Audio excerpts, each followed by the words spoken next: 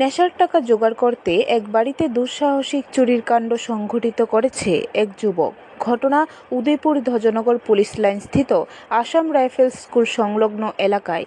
বুধবার সকাল 9:30 নাগাদ উদয়পুর ধ্বজনগর পুলিশ লাইন স্থিত আসাম রাইফেলস স্কুল সংলগ্ন এলাকার বাসিন্দা ডেলি জমাতিয়ার বাড়িতে 13,000 টাকা, 2টি মোবাইল চুরি করে নিয়ে যায় চোর।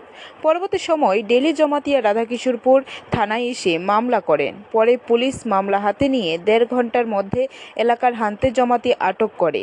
বৃহস্পতিবার হান্তে জমাতিয়াকে জেলা জজ আদালতে প্রেরণ করা হবে বলে জানায় পুলিশ। আজকে আমরা বিকাল দিকে একটা অভিযোগ পাই ডেলি জমাতিয়া, ওনার কাছ থেকে আমরা অভিযোগ পাই ওনার বাড়ি হয়েছে Dhwajnagar police line, Assam rifle ঠিক অপোজিট, গেটের অপোজিটে।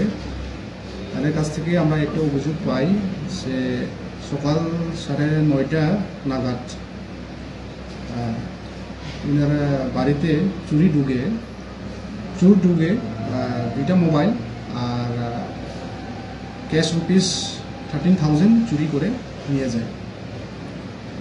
এই অভিযোগটা নিয়ে আমরা এফআইআর নিলাম। এফআইআর কেস নাম্বার হচ্ছে 50, কেস নাম্বার 50 আগেপুর পিএস, আর সেকশন হচ্ছে 380। এই অভিযোগ নিয়ে আমরা তদন্ত শুরু করি।